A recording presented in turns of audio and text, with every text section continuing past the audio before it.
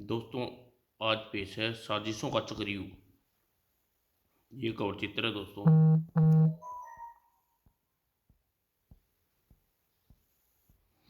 भारत के मित्र देश नेपाल के हाल में लोकतंत्र लागू हुआ था।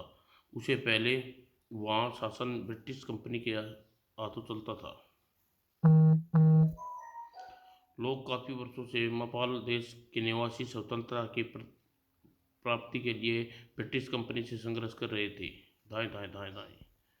और आखिरकार एक दिन मजबूर होकर ब्रिटिश कंपनी ने यह ऐलान करना पड़ा, हम नेपाल देश को पूरी तरह स्वतंत्रता प्रदान करते हैं। यह देश लोकतंत्र अपना संविधान बनाने के लिए स्वतंत्र है। और इस खबर में नेपाल के प्रत्येक नागरिक का हृदय हरोल्लास से भर उठा। इस उत्साह में मध्य मध्य नेपाल के लोकतंत्र की स्थापना हुई और आम चुनाव हुए। हमारी नेपाल पॉलिसी जिंदाबाद। और इस चुनाव में जीत नेपाल के पीपुल्स पार्टी के नेता महेंद्र मानवेंद्र की हुई और वे यानी नेपाल के प्रधानमंत्री दिन भारतीय यात्रा पर चले पड़े। भारतीय नागरिक हाल में स्वतंत्र हुए प्रधानमंत्री जी का स्वागत करने हवाई अड्डे पर बड़ी संख्या में पहुंचे और उनका इंतजार कर रहे थे। और इंतजार कर रहा था वहाँ एक शख्स जो एयरपोर्ट के बिल्कुल सामने एक होटल की रोज की खिड़की बड़ी बेहतर से आंखें दूरबीन में लगाए एयरपोर्ट की तरफ देख रहा था। और निश्चित समय पर माननीय प्रधानमंत्री प्लेन से उतरा और अनेक सुरक्षा गार्ड उसे घेर लिया और बाहर आए। एयरपोर्ट पर उसका गर्मजोशी से स्वागत किया गया। आइए माननीय जी, आपका भारत में स्वागत करते हैं। यह मेरा सौभाग्य है श्रीमान जी, मुझे भारत की भूमि के दर्शन हुए। भारत नेपाल जिंदाबाद जिंदाबाद। की होटल रोज की खिड़की पर खड़ा वह शख्स नज़ारा देख रहा था। भारतीय नागरिकों की खुशी के साथ हाथ हिलाते हुए अपनी कार की ओर बढ़ गए। उस व्यक्ति ने एक टेलीस्कोप गन खिड़की से निकाली। यही मौका है, मेरी तरफ से किसी का ध्यान नहीं है। और अगले ही क्षण उसकी उंगली गन के घोड़ा दबा दिया। और उसी क्षण प्रधानमंत्री कार में बैठने के लिए थोड़ा झुके और गोली गोली उस व्यक्ति के खड़े सीने में कुचलनी कर दिया। वो सुरक्षा कर्मियों ने फुर्ती से उन्हें अंदर खींचा और कार की गति बढ़ा दी। उधर ओह, निशाना चूक गया। अब मैं सिर्फ यहीं से निकल जाना चाहिए और नीचे ही भीड़ अनियंत्रण होगी। गोली, हत्या, भागो भागो।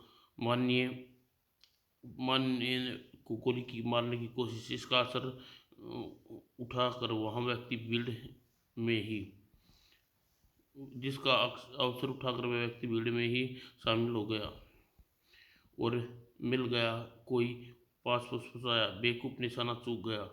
निशाना तो मेरा बिल्कुल सच्चा था। एन वक्त पर नीचे हो गया। चलो फिर मौका देखेंगे, फिलहाल खिसक लो। और प्रधानमंत्री माननीय सुरक्षा की दृष्टि से एक सैनिक मुख्यालय में ठहराया गया। हमें खेद है कि हमारे देश में आपकी प्राण घातक हमला हुआ। इसमें आपकी कोई गलती नहीं। मुझे पर हमले का पहले से अंदेशा था। कुलकर्णी साहब चौके, क्या मतलब यह कि जिस दिन आम चुनाव मेरी विजय हुई उसी दिन मुझ पर एक बार ऐसे अनेक हमले हो चुके हैं। अनेक बार ऐसे हमले हो चुके हैं और मेरे शासनकाल में अभी 6 माह भी नहीं हुए कि देश में दंगा फसाद आतंकवाद की स्थिति आ गई है। दाएं दाएं दाएं। आए दिन आए दिन आजकल वहाँ पुलिस आतंकवादियों से मुठभेड़ होती है।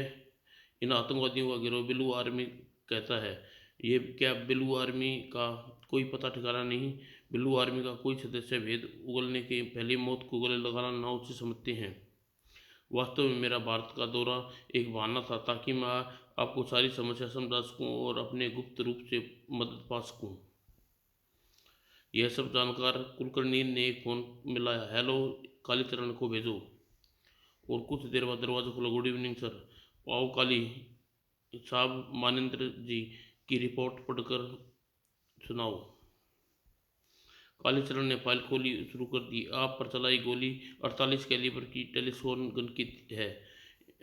गोली लगने से का कोण 60 अंश का है अतः गोली सामने वाली रोज होटल की खिड़की से चलाई गई है। उस कमरे में प्रवेश नाम का एक व्यक्ति पिछले 5 दिनों से रहता था। नाम सुनकर मानेंद्र चौकी। क्या प्रवेश प्रवेश को जानते हैं आप? यह मेरी विपक्षी पार्टी माल्टा फ्रंट का मुख्य नेता नागफनी का पाला हुआ गुंडा है।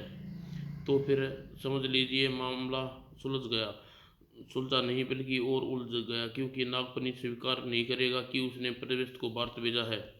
आप इस विषय में कैसी मदद चाहते हैं?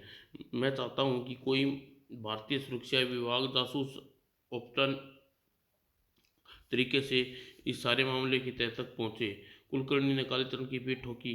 तो फिर यकीन मानिए आपको कालीचरण जैसा तेज और होनहार बहादुर खुफिया विभाग में नहीं मिलेगा। पर मेरी एक शर्त है। क्या? वो यह कि आप कथा अनुसार कुछ कार्य करेंगे, मेरे कहे अनुसार कार्य करेंगे। मुझे मंजूर है। तो फिर पहली बात यह कि आज आप कहीं नहीं जाएंगे, ताकि हम आपकी सुरक्षा व्यवस्था मजबूत करने के विषय में कदम बढ़ा सकें। उधर राणा, एक बार हम असफल असफल हो गए, इस बार हमारा वार खाली नहीं जाना चाहिए, ठीक है? दूसरी रात, आज रात हमारा काम हो जाना चाहिए, वरना वापिस ही हवाला चले जाएंगे।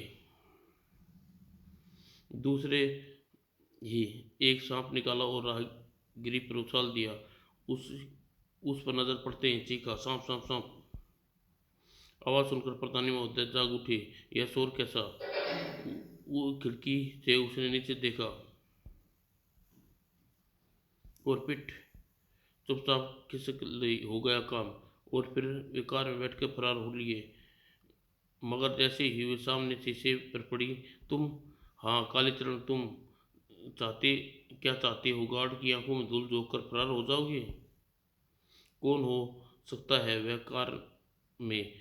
इस कार के रहस्य की गुत्थी मालपा जाके सुलझेगी। अगली सुबह।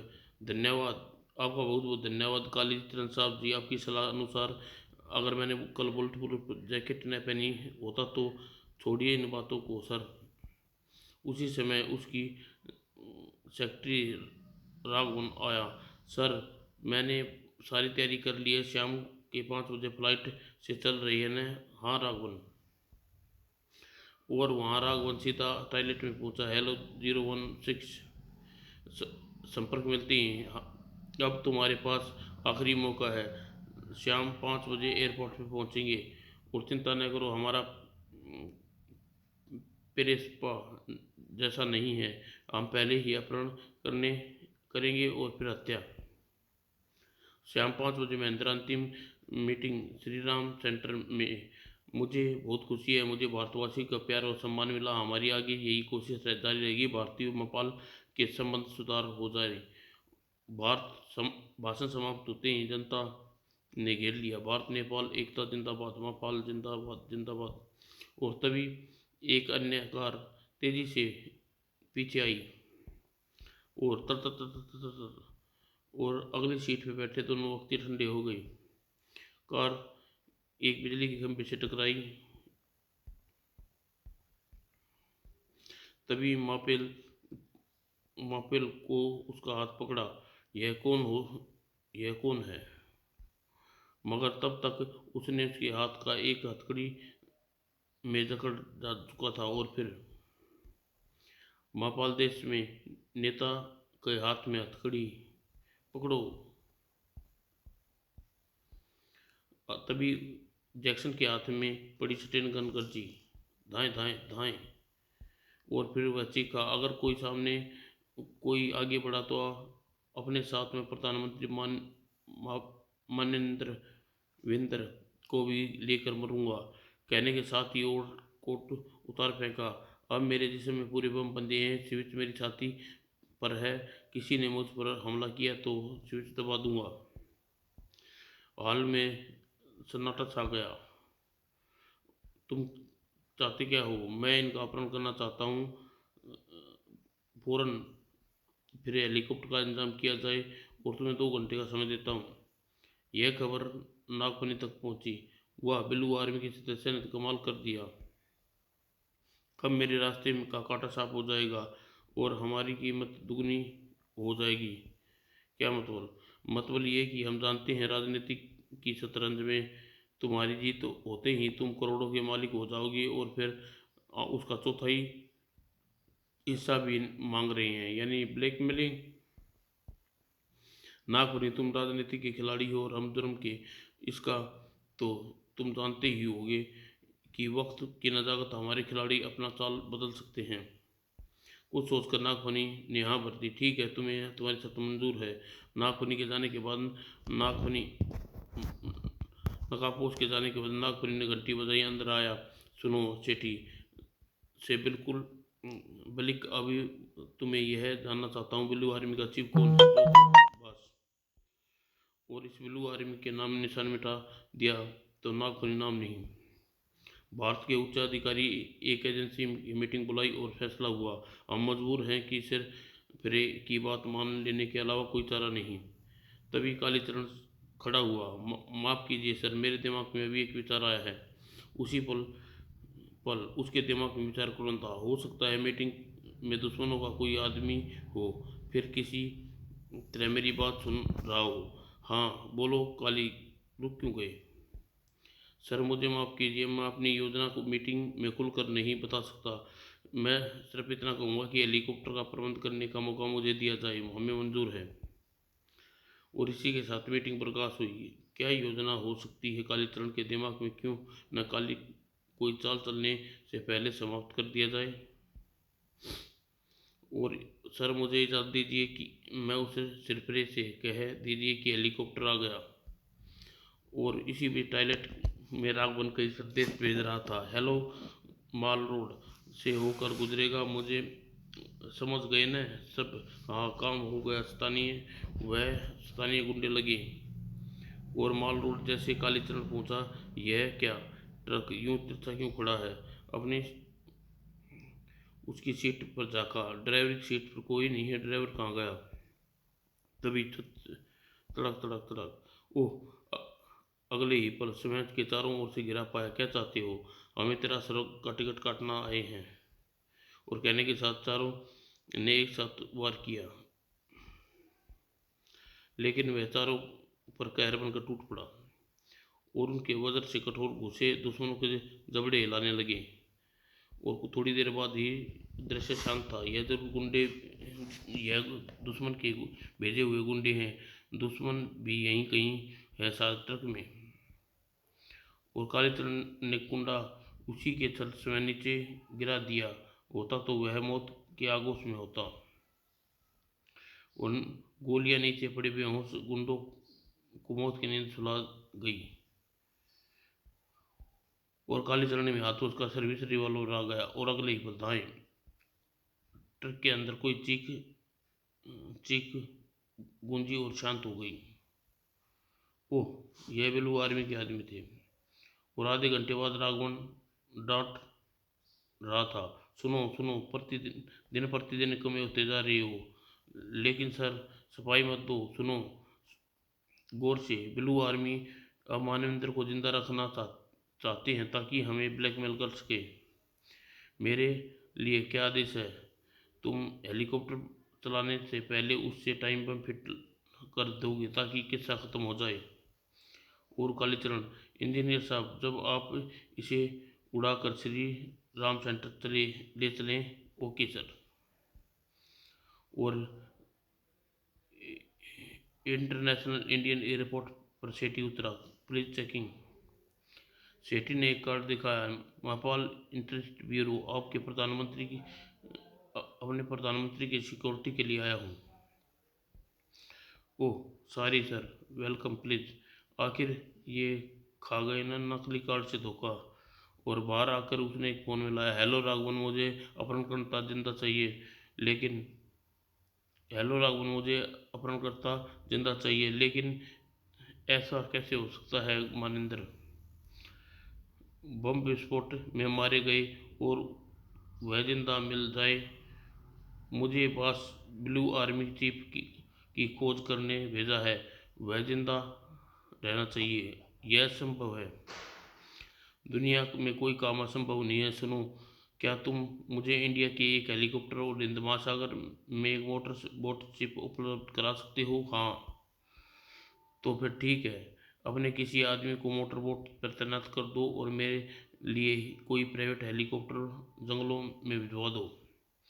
वह आ गया हेलीकॉप्टर, और हेलीकॉप्टर लैंड हुआ तो इंजीनियर निकला निकला काली कहाँ है? वे किसी काम से गए हैं। ओह, वह काली के बच्चे को अभी काम याद आना था। और जैक्सन हेलीकॉप्टर के साथ आगे बढ़ा। कोई मेरे तरफ कदम न बढ़ाए, भून कर रख दूंगा। और इसी बीच हेलीकॉप्टर की आड़ में जा गब्बर सिंह। और गब्बर सिंह ने चुपचाप पोटली हेलीकॉप्टर में घुस गया। और गब्बर सिंह पोटली रख कर दूसरी तरफ कूदा। यह क्या रालती कर रहा है? कर गया। यमदूत चिनगन गर्ज उठी। और गब्बर सिंह तड़प कर शांत हो गया। इत्मीनान से जैक्सन हेलीकॉप्टर में चढ़ा। तुम ठीक नहीं कर रहे, शट अप। और अंदर बैठे इंजन चालू किया। हे भगवान, इस कैद से अच्छा मुझे मौत दे देता। और फिर आकाश की ऊंचाइयों चलता चला गया। और झाड़ियों के पीछे, साहब मेरा गब्बर सिंह मारा गया, मेरी रोजी रोटी छिन गई। शीशी, धीरे बोलो, कितने का था गब्बर सिंह? साहब गरीब आदमी, 500 रुपये का तो होगा। यह लो 1000 रुपये, और मुंह पर मुंह नहीं खोलना। बहुत अच्छा साहब। वह अभी गया ही था कि एक व्यक्ति आ गया। काम हो गया। सकाल बम बंदर उस बंदर के हाथों हेलीकॉप्टर में रखवा दिया। ठीक 15 मिनट बाद फटेगा। Good, very good. और सुनो, वह मदारी घर नहीं पहुंचना चाहिए, समझ गया? और इसी के साथ जंगल में हेलीकॉप्टर उड़ा। ठीक उसके बाद दोनों हेलीकॉप्टर हिंद महासागर पर उड़ रहे थे। और वह मदारी मौत के सिर छिपाता भागता दौड़ता रहा। चक्रव्यूह का खिलाड़ी। दोस्तों, अगली कॉमिक्स।